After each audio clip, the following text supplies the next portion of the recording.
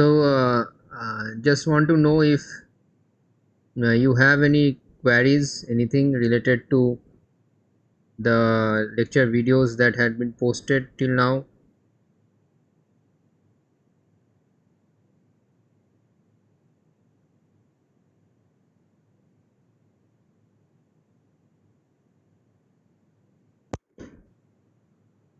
Yeah, anyone has any query, so they can raise their hands.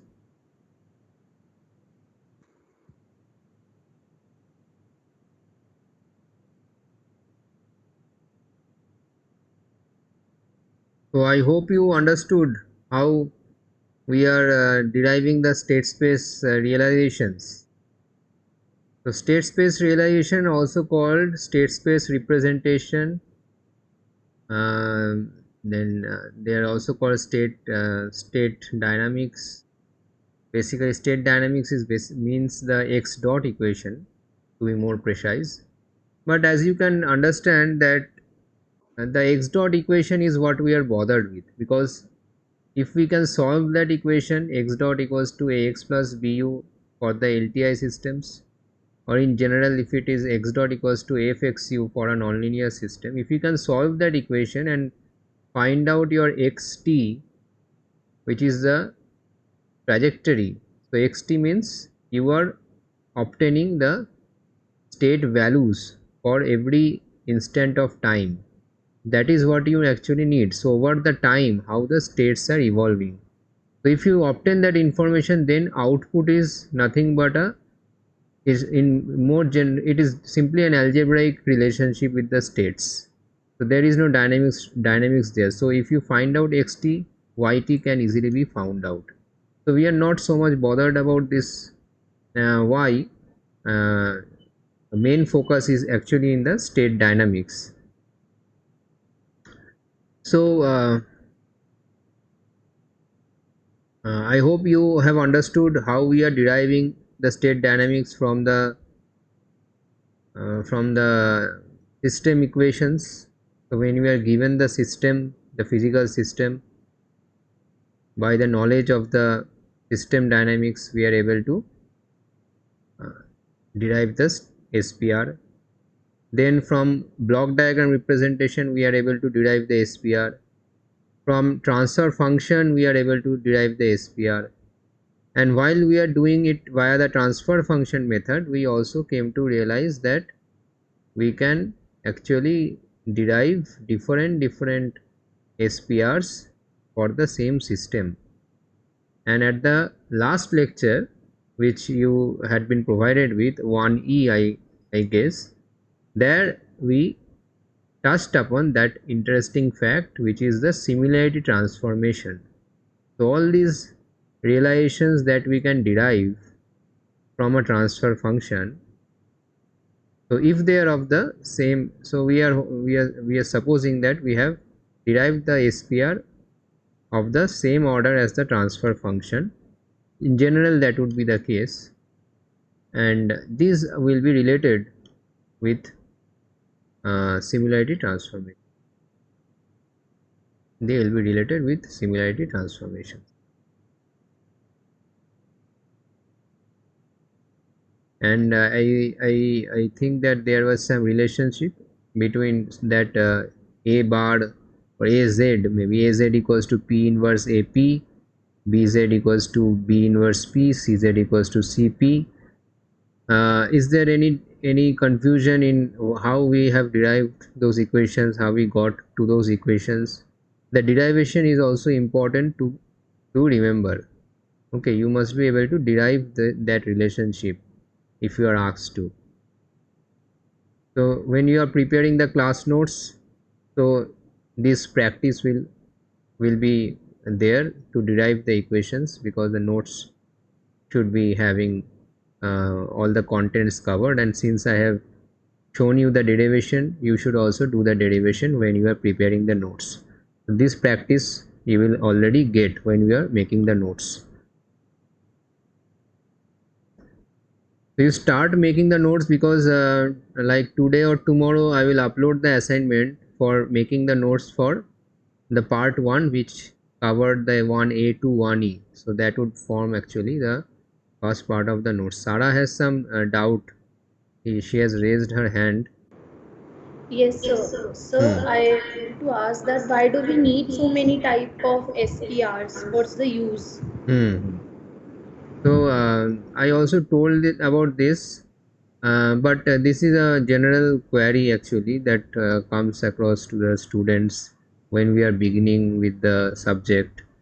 Actually, when you look at different SPRs and start working with different SPRs, you will realize that in certain situations one SPR is easier for us to work with than another one. So what happens is you might have a certain SPR with you given to you by someone, or you may have been able to derive that SPR from the system dynamics or from a transfer function. So you have derived that SPR in the most relatable manner that you had been able to find out, define the states. So you have defined the states. The SPR comes from your definition of the states. So you define the states according to your own convenience, or how well you can relate the states to the actual physical system. It entirely depends on you basically. But at the end of it, at the end of the exercise, you get a certain SPR. However, it might so happen that what you want to do with the system, the analysis you want to do, or the control system design that you want to do on the system, is a bit cumbersome on this particular SPR that you have found out. So then what we do, we actually know, so when we study the this whole course, we would get an understanding.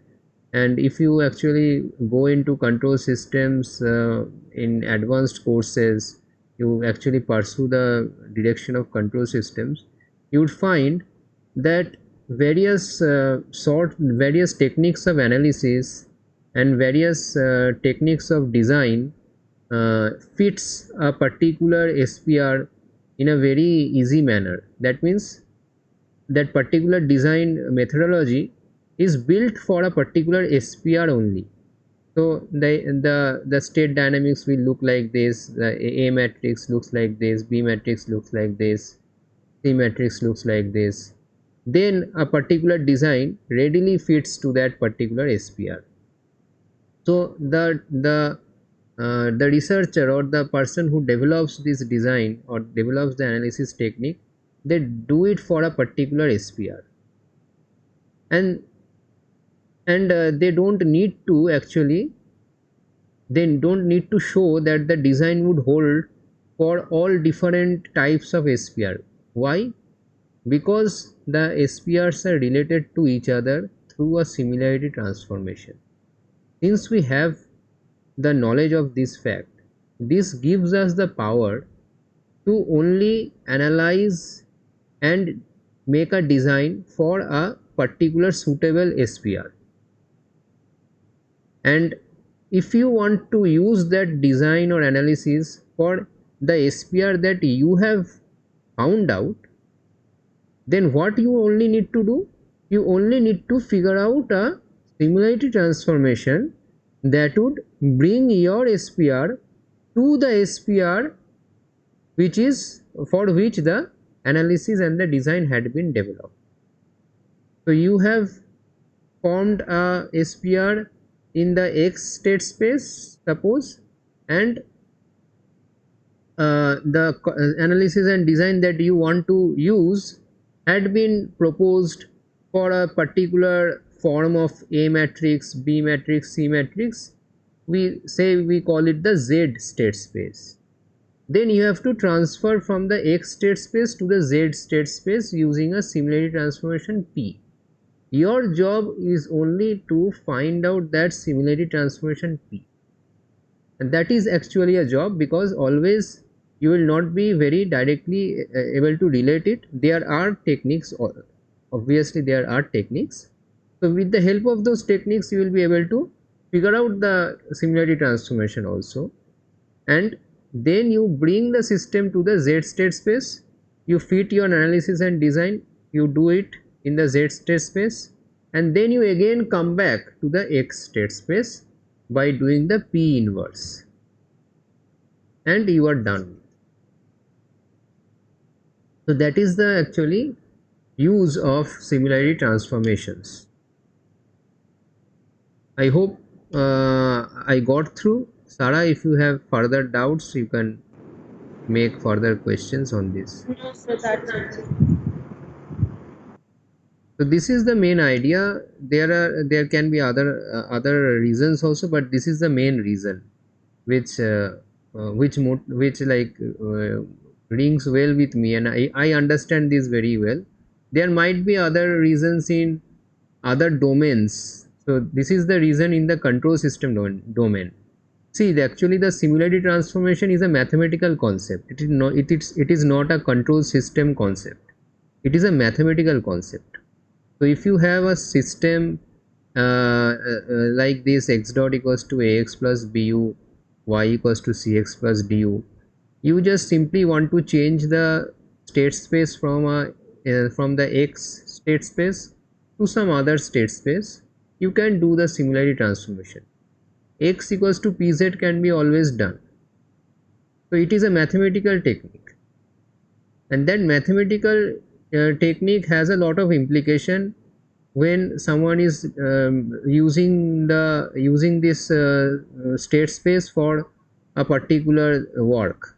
So for control system work we are using the state space, and the implication is this, that the analysis and design is easier for a certain SPR, and we can simply we can transform our SPR to this particular SPR where we are comfortable in working, or where the analysis and design is already well established.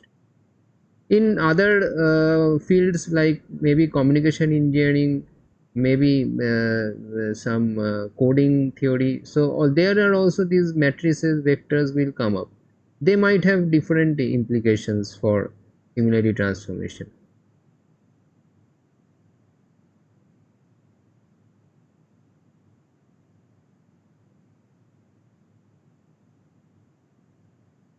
In the next set of lecture videos that will be uploaded, and I think that 2A, B, C are already uploaded, I think. So they are dealing with the mathematical understanding. You need to have some mathematical foundation dealing with state spaces, and this comes under linear algebra actually. So about linear algebra, about matrix operations on vectors, about state spaces, vector spaces. So this mathematical understanding, with the help of this mathematical understanding, you will be again able to look at the similarity transformation in a with a deeper insight. So that also had been covered in a lecture. I have not uploaded it yet. I have already recorded that lecture.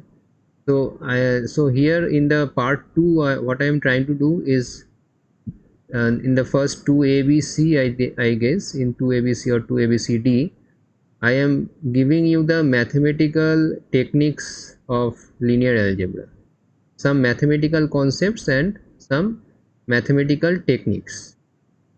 And in the DE, these later parts of the same chapter, you can call this chapter 2, I am trying to make you understand how these mathematical concepts relate to the control system understanding, to our understanding of control systems, the way we want it, the way we look at control systems, what we want to discover from these equations in terms of the control systems analysis and design.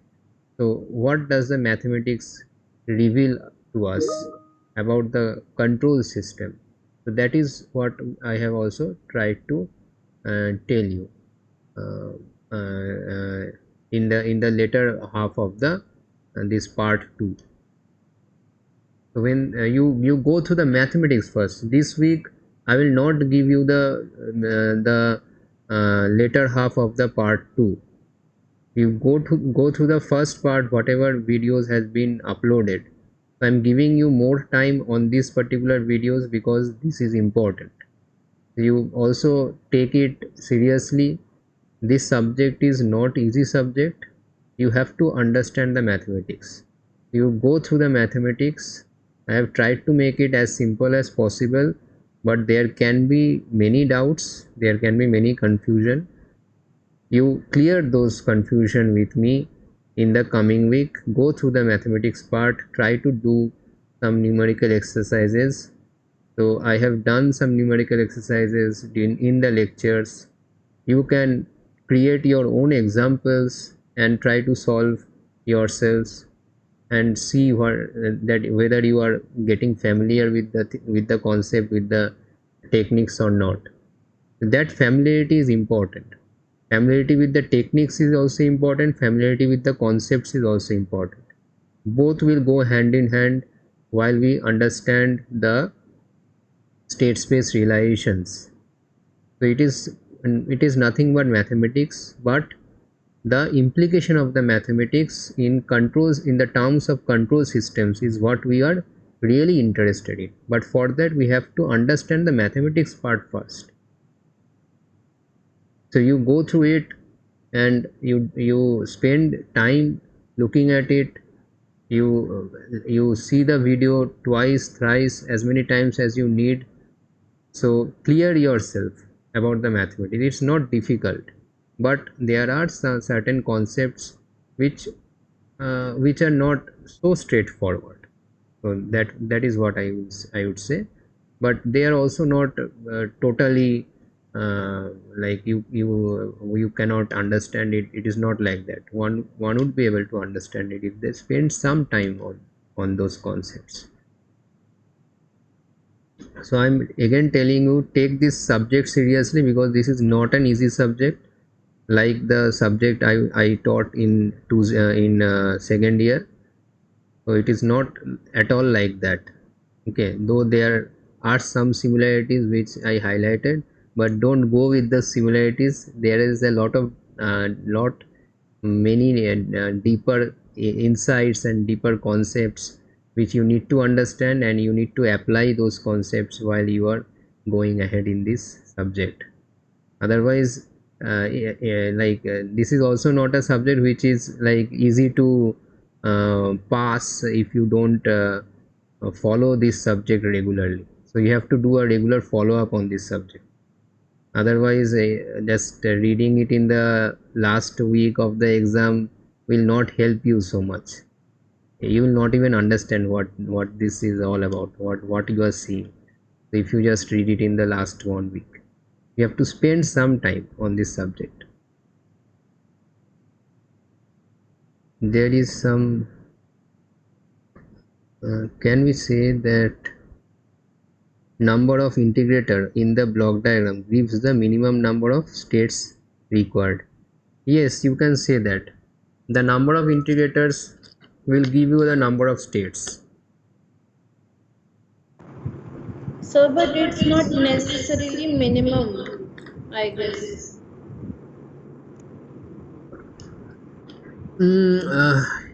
Yeah, I have to see example actually to comment on that. Did you come across any example where you can get a minimum number of states, like minimum number of states would be lesser than the number of integrators? It will depend on the way the integrators are connected.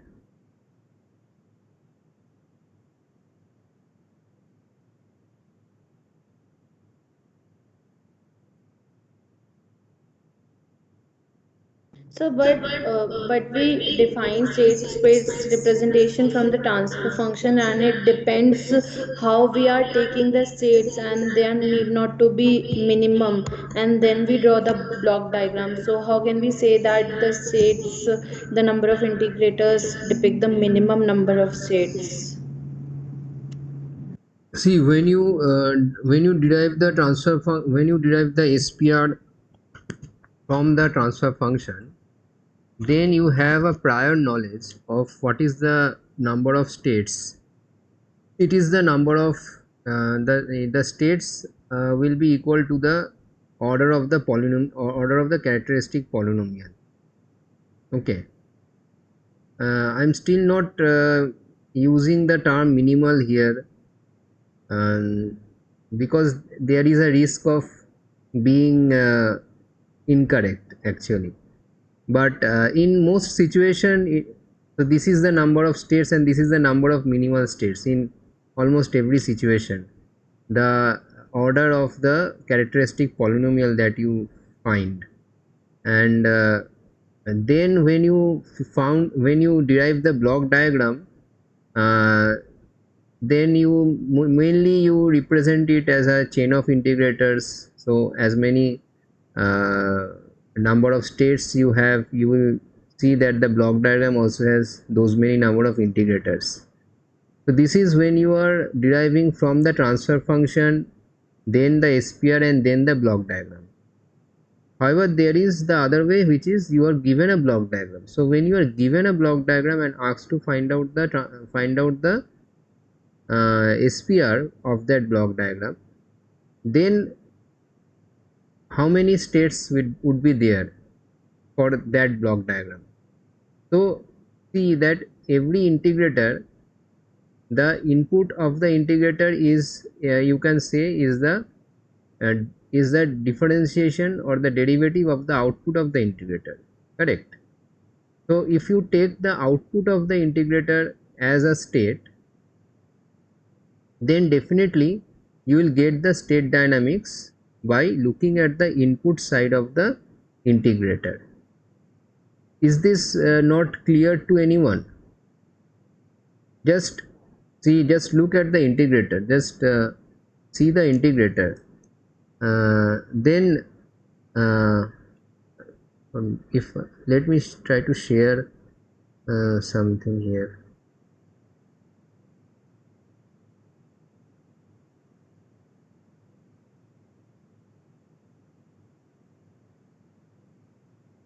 So is something getting shared here? Yes, sir. Okay, so this is a simple whiteboard actually. So like if you have an integrator,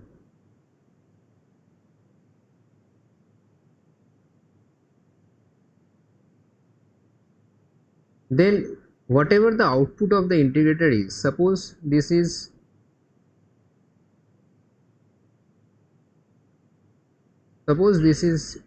I call as Z. Okay, suppose this I call as Z. Then what is this? What is the input? The input is obviously Z dot, right? What we need in a state space, in a state dynamics, we need several equations of this form: x1 dot, x2 dot, x3 dot. This is what we need to obtain from the system.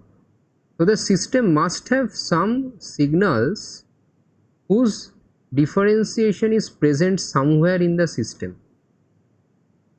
So for the integrator, so if you see the integrators in the system, we can very easily understand that the differentiation of the output is present at the input of this integrator.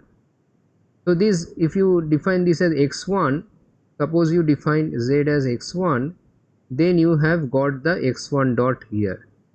Now this will not be simply one integrator, there will be many other things at this side, there will be many other things at this side, and you will see that normally what would happen, there will be different signals coming in at a particular node, and from the output of that node you will be able to identify z dot. So z dot will be basically this signal. So if I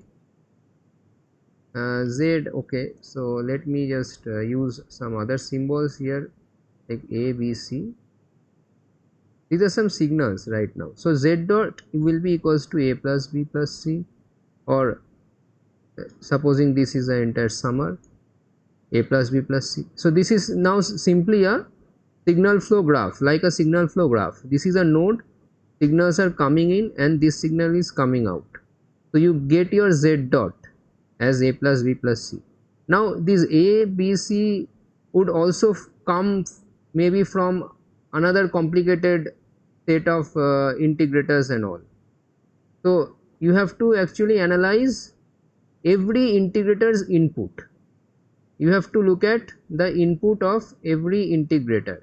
You have to look at the input of every integrator, and each of that will be x1 dot, x2 dot, x3 dot. Supposing your system, your block diagram is having 3 integrators, then you fix the output of that of those 3 integrators as x1, x2, x3, and then you can figure out what would be x1 dot by looking at the input side and seeing which signals are coming in here in order to form that x1 dot. So that you will write here. Similarly, you will do it for the other integrators. Any doubt here?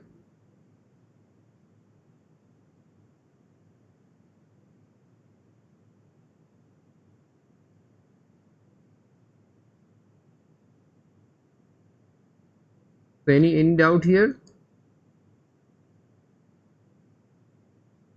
Okay. No, sir. So if you have still have confusion, then please ask. You should start doing some examples actually. So Then given only a model, how will we know if we have included all the states? given a model means what sort of a model? Like a physical system. How will we know what will the minimum number of states be? Okay, if you have a physical system, you are saying, or you have a Yes, sir. transfer function. What is your So physical system. physical system? Okay, I hope for transfer function you understand now the order of the polynomial, characteristic polynomial, and Yes, for sir. Yes, block sir. diagrams it is the number of integrators. What Yes, is sir. the number of states when you are directly looking at the system equation? So when you are looking at the system equation, then your system equation will have this form actually, plus a1 n minus 1. What is this? These are the number of differentiations of y, and n minus 1, I guess, y plus an. Sorry. So this whiteboard is not very good actually. Equals to your u will be there. This is the general form of your system dynamics. Would you agree with me or not? Even if you remember in your control systems first course, you were given a equation like this and you are told that this is the system dynamics, this is the general form of our ODEs, general form of ordinary differential equation which describes the system. Okay, so that is like this way, relating the input and the output. From here you calculate the transfer function. Do you remember this? You had to calculate transfer functions when you are given the system equations. So you can go back to the very first chapter of your basic control systems book and find this out. So here what happens, your system equation, so whatever your system be, it will take the form like this, and in many cases you will see that in the right hand side this higher derivatives of u are not actually occurring. You will only have u, but it might happen that there are higher derivatives of u might also be there. Now if you do the transfer function on this system dynamics, what you are actually seeing, you will see that you will have a polynomial here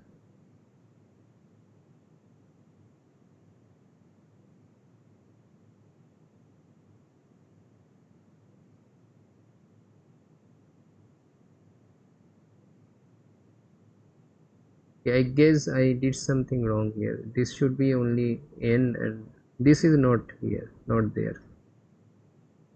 Why? Similarly, for this,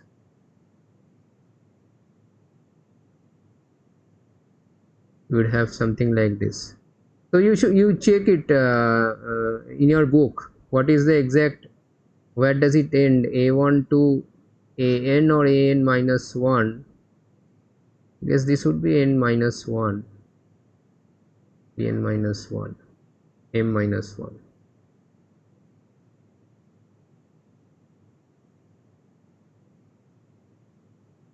ys equals to your s to the power of m plus, there is a b0 actually here, normally b0 plus b1 s to the power of m minus 1 plus us. Okay, so what is your transfer function? Gs. When you do the ys by us, you will see that this polynomial comes in the denominator, right? This polynomial is your characteristic equation. Now what is the order of characteristic equation? N. What is this n? Actually this is the highest order of the output derivative in your system dynamics. So now can you figure out what would be the number of states? Same, right? These two. Yes, sir. Okay, sir. So if you only look at the system dynamics, then by figuring out the highest order of the output derivative, you would be able to understand what would be your number of states.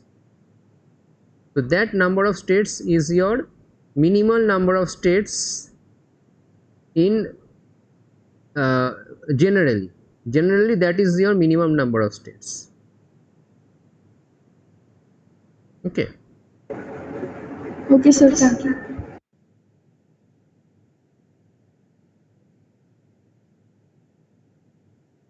So anything else?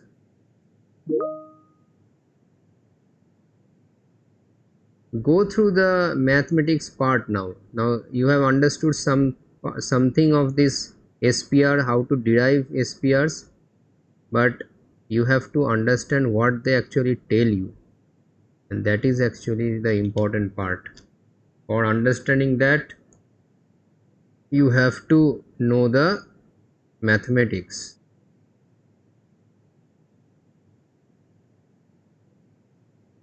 So you do the quizzes and submit your assignment. So this Sunday is the last date of doing that without getting any penalty for late submission. So will we get to know our quiz marks? After everyone has submitted their quiz, because if I reveal that, then you will understand which are the right answers and which are the wrong answers, and you can tell someone else. So that's why after everyone has submitted, then I will reveal the marks. Okay, sir. Okay. Thank you. And we say that number of integrators. Shivam is saying, do we compulsory have to make that? Yeah, do that video. Why you are shy to make that video? Make the introductory video. It is not an introductory, you know yourself, but it is about like opening up and trying to speak about yourself and something that you have learned in your life from some event, that is good to share with everyone.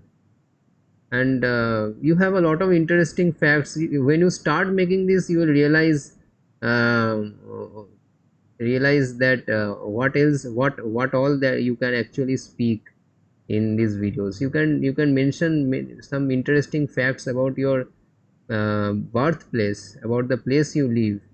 There's so many different things that are coming up from your junior batch. People live in so different areas of the country. Some places we have also not even heard of, and there is some uniqueness in those places. You will get to know those facts. So that is something good to know. So you have to make this about your oneself video.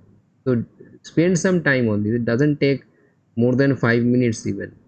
Okay, you are not I'm not asking you to make a 1 hour length video. It's just wrap it up within 5 or 6 minutes. Even if you, yes, even some of them have also made it under 1 minute. Just they have given their names and about the place, and just one or two interesting facts like that. So it really depends on you what you want to speak about, but go ahead and do it.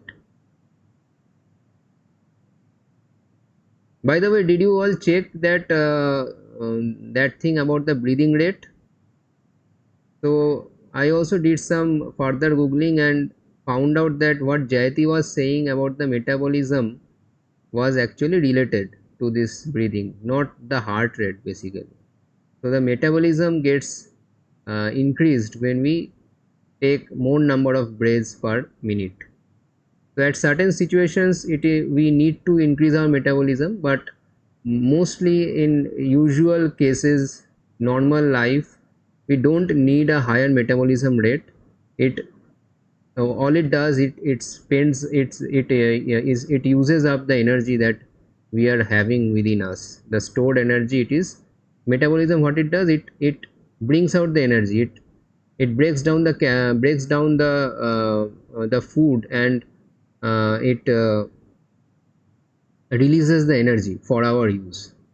So when you have a fast metabolism, your even the stored up energy within you is getting broken up, and that actually degrades your own body. So it has a effect on our health and the longevity of each of the cells that we have, and it has a total effect on the total longevity of our body. So the cell degradation happens at a faster rate, and the cells also regenerate, as you know, but the regeneration rate is always constant, and it is also depending on our age and our present state of health. So that regeneration, if you suppose it as constant, but you are increasing your degeneration, then of course you can understand what is going to happen. So the wise thing is to take slower breath and deeper breath, and that is also medical advice given by a lot of different practitioners of medicine. And you can simply Google about this low breathing rate and longevity, and you will find a lot of different articles. Though it is not a scientifically proven or established thing, but it is very much, people can very easily see this relationship.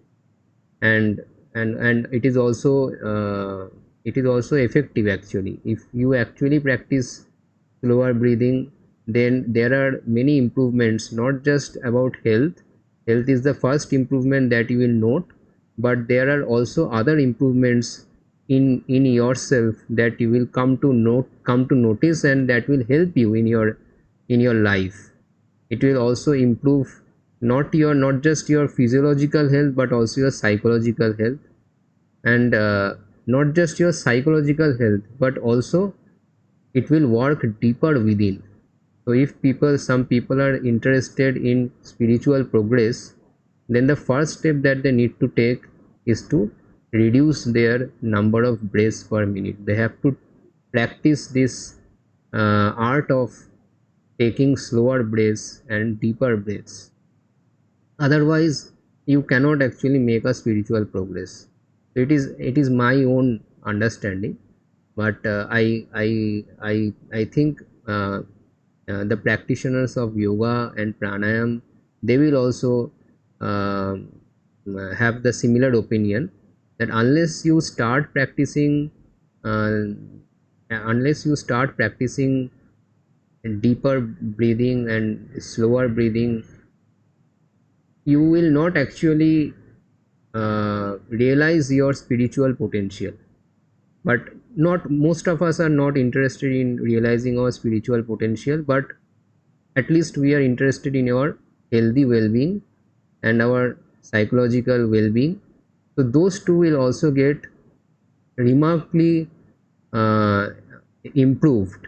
Markedly, there you will find improvement in your physiological and psychological well-being if you start practicing this art of uh,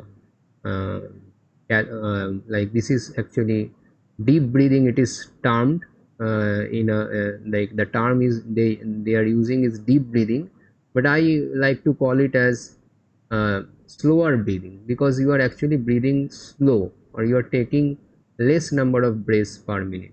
So you slow down your breathing rate. That is having a enormous benefit on our well-being, actually, on our entire system. Shivam Kumar has given a link to some YouTube video. Is it related to this breathing thing that I am talking about, or something else?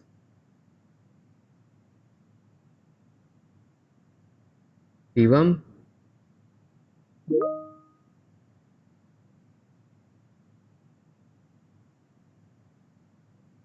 Okay. So you can check it out maybe later on after we finish this live session.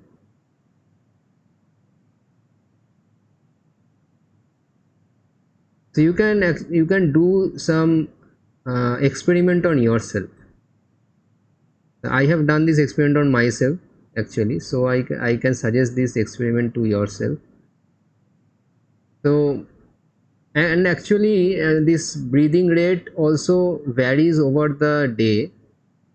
Normally you will notice that after you have eaten, so when your stomach is full, you will need more number of breaths per minute, because metabolism is taking place. Okay, so when your stomach is empty, at that time you try to note how many times you are breathing per minute. So observe you count your breaths. So look at a watch.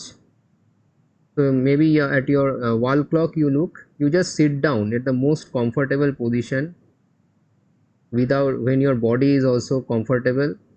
So in that position you sit down, and you note, and you just count your breaths, how many breaths you are taking in, say 2 minutes or 3 minutes, and then you can find out the rate, per minute rate, and you note it down, and then you start practicing, like try to take less number of breaths, and it is possible. You think that this is the number of breaths you are meant to take, but it is not so. You can actually reduce your number of breaths per minute. Everyone can do that, and that will bring in a lot of benefits in our system. So you can try to do it today. So take it as a benchmark, and if you can even reduce your number of breaths per minute by 2 or 3 counts also, after the end of, say, an entire month, even then there will be some benefit. And you can actually do the reduction within 2 weeks if you practice it every day consciously for some time. It will come into your habit. Breathing slower will actually become a habit. For me it has happened, and I have also seen other people get into that habit.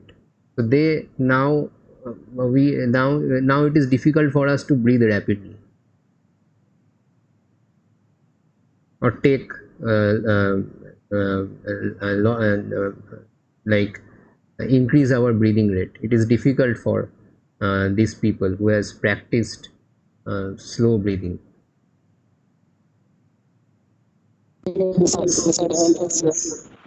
Hmm? Who is speaking?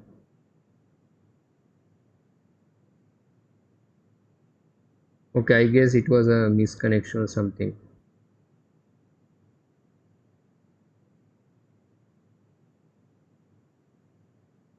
Okay, so with that, I would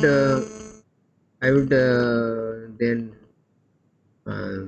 end the meeting. So I hope your doubts are clear and you could gather something from the live session, not just about the subject, but something you can try to implement in your life and perhaps change it for the better. So this is a very practical and useful tip that one can give someone.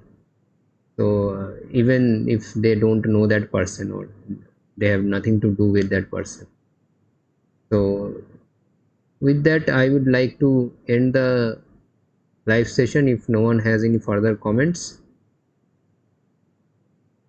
Okay, so since no hands are getting raised, so let me end the session now. Thank you for your attention.